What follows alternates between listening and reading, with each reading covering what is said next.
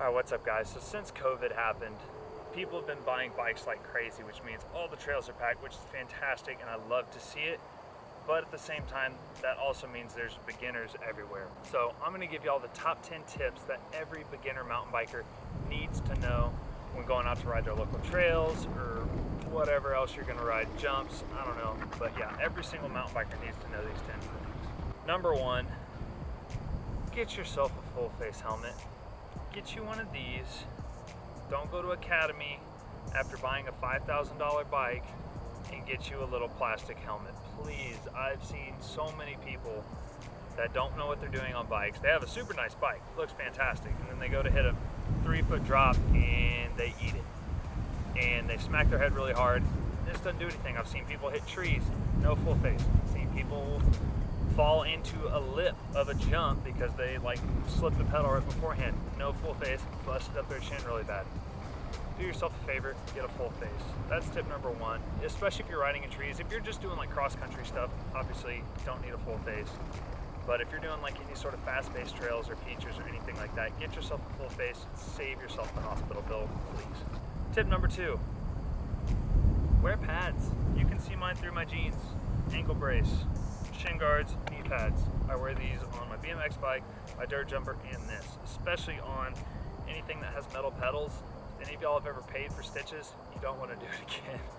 So just band-aid it or just put a butterfly bandage on it if you get them, or avoid yourself the trouble and wear some shin guards and knee pads. It's way better. You'll save yourself so much time off the bike and getting injured and just being pissed at yourself because you could have put them on, you slipped the pedal, tore yourself up. You'll end up regretting it if you fall, and it could have been something that could have been avoided by wearing pads. We've all been there. It probably will happen to you once, and then you'll probably wear them from then on out.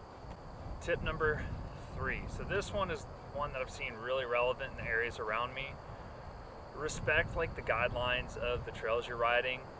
Like especially if you just show up out there just out of nowhere, you've never been there before, try to figure out kind of what the rules are, figure out the general layout, which way to go on trails and stuff. Don't be the guy that goes the wrong way on a trail. It causes a head-on collision. The other person you run into will not be happy. I guarantee that.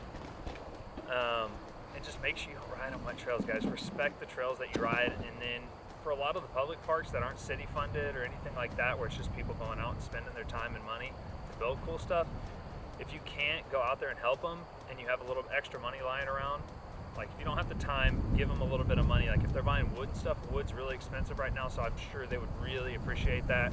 And it's an easy way to make friends. Like if you donate some money to somebody, they're gonna remember you and be like, oh hey, like yeah, you're that guy. Oh here, let me show you around or something. They'll show you what they're working on. You'll kind of give yourself an in just by helping out, because a lot of people don't. So that's a really important one. All right, tip number four. Ride everything. Don't just ride one thing. So, like you know how professional athletes, they'll do cross training and stuff like that. So if you like riding big jumps, just big jumps, cool. But if you want to get better at that in one way or another, riding cross country is going to help you. Riding really technical steep stuff is going to help you. Everything, like you'll just get that much more comfortable on your bike. You'll know every other little like twitch. Like say if you're riding a big jump, you don't notice your bars twitch just a little bit, but if you're riding some really steep stuff, you can notice that a little better, and you'll give yourself better muscle memory to react to that quicker and just cause yourself less crashes in the future. You'll be more comfortable on your bike, and you'll probably just be in better shape in general. But yeah, if you like riding the steep technical stuff, go ride some jumps. Go do, I'm not gonna go say road biking. I can't do road biking. It's way too boring for me. No offense to road bikers. I just personally don't get it. Learn to work on your bike. There's a couple things that are an exception to this that you got to have a lot of tools to do. But if you're a beginner and you're planning on doing this for a little while, or if you've been riding for a little bit and you can normally just take it to a shop, you can save yourself a ton of money by doing all the work yourself. Shocks and brakes are kind of on the outside of that. Hydraulics can be a real pain, and honestly at that point, with spending the amount of time you do to do it, I'd almost rather take it to a shop myself. But like tires, truing your wheels, like you can get that pretty close unless you want them perfectly true. Just look up a video on YouTube and you can easily find how to true your wheels. You can make yourself a homemade truing stand, or just use your fingers and you can get it really close. Just different stuff like that. Once you can get all those tools and stuff together, it'll save you so much future or so much money from in the future. You won't have to go spend $100 every time you need something changed on your bike. That brings me to tools. Bring your tools everywhere you go ride, every single time. If you haven't had this happen yet, you will definitely get somewhere sometime and you either just worked on your bike or you just have bad luck that day and say your pedal comes loose or pedal falls off, I don't know, something comes loose. And if you don't have tools and nobody else there does, that sucks, especially if you drive like an hour to go ride somewhere and you don't have your tools and you have to go ask 8 different people if they have tools, and some of them may have it, some of them might not, I don't know, it just depends on the situation, but bring your tools everywhere you go. That's probably a pretty known fact already, but it'll definitely help. All right, so if you don't listen to any of the other tips, I think this is the most important one. You should scare yourself a little bit, at least a little bit, every single time you ride. And that's what keeps it fun for a lot of people. So whether it's going a little faster on a turn or trying a new jump or trying a new trick on a jump or just anything like that, you should always kind of push yourself to just try something a little different, because if you don't, you're going to get into that kind of just mentality of, oh, I'm just out here to chill and hang out, and then it starts to get boring, and you'll kind of notice, or you won't notice it for a little bit, and then you'll learn a new trick again. You'll be like, oh, that was so much fun. Or you do something that scares you again, you get that adrenaline rush, and that's what keeps it fun. So really try to set like a personal goal every time you go ride to do something either a little harder or a little scarier than you've done before.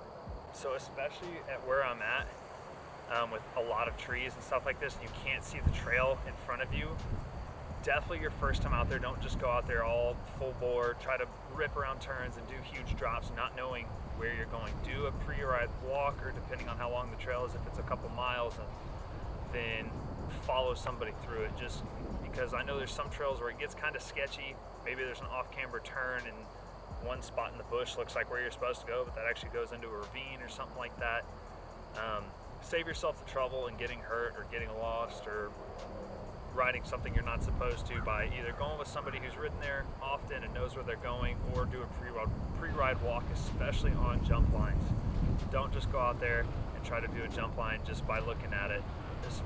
Even if somebody's there that you could follow through, I'd still recommend you probably go do a pre-ride walk just to kind of make a mental note of where you're supposed to go after you land each jump. So for those of you who are watching this before you buy your first bike, or you've already bought your first bike and you're not happy with it, and you see a bike that's like $8,000, full carbon Santa Cruz, full Fox shocks, all that other fun stuff, don't do it. Do not go buy your dream bike, first bike out of the gate, because I guarantee you after you buy your first bike, you'll notice a couple things on there you like and a couple things you don't. And if you go buy your dream bike, say it's like $6,000, that's a lot of money. And you get it and you're trying to convince yourself you're happy about it, but you got a size too big and you just didn't know, well, then you got to go buy another bike that's the same price to get kind of back to where you were in quality of bikes, and you just spent twice the money you had to. Whereas if you get just start with a low-end bike. So if you want a full suspension, get a low-end full suspension. You want a hard, or you can get a hardtail if you don't want to spend all the money right now.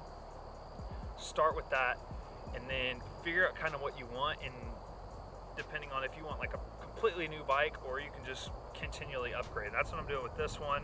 Bought a Comet Saw Clash. I've got a dropper on it now. Just got new wheels that are coming in the mail. Pedals, different stuff, and just slowly upgrade. I'd recommend slowly upgrading it personally. That's what I always do to my bikes. I don't like buying a full, complete bike. It just, I don't know, it takes fun out of it, and I feel like I don't get exactly what I want if I do that. All right. I am not sure where we are at in the list, but I'll give you 2 more. Number 9. If it's number 9 or not, I don't know. Lost count in my head. But clean your bike. Take care of your bike. I see so many people who come out to the trails and their chain is just caked. And I mean, if you think about it, you can tell pretty easily that metal on metal is going to wear down slowly. But you add sand and grass and whatever else, and clay rocks into the mix, and your chain ring's going to get ground down a lot faster. Same thing with your cassette in the back. Everything's just going to wear a lot faster if you don't clean your bike. Stuff's going to rust more. There's going to be a lot more scratches and stuff. Just clean your bike often. I'd recommend, like, you'll notice when it's dirty, like especially if you go ride during a muddy day, go wash your bike. All right, last one. This one's also super important, and it'll help you have a lot more fun and get a lot better faster, whether that's riding your bike fast, like if you're trying to race, or if you're trying to do jumps, or just in whatever aspect you want to, it'll make you get better a lot quicker, is ride with people that are better than you are. It might be fun riding with your friends who have no idea what they're doing, and you're just out there doing like a 4-foot jump, and they're just like, oh, that's crazy. But if you're at where you are now and they're like way below you, you're going to teach them, which is good. Like, definitely teach people that aren't as good as you to just have more fun on their bike. But if you go ride with other people, you're going to push yourself a lot more to kind of keep up with them. And whenever they see that, they're going to go ahead and like get hyped for you and maybe try different tricks while you're trying to do something that they'd already learned or done before. And it creates a nice little bond and like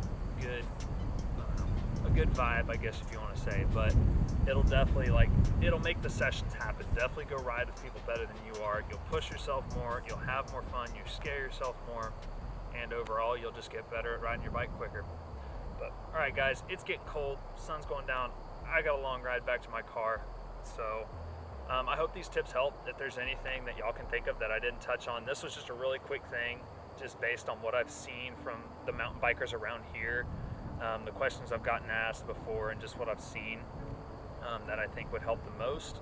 But that's just this area. Maybe it's different somewhere else. If you have any other tips for beginner riders, go ahead and throw them down in the comments, and go have fun on your bikes.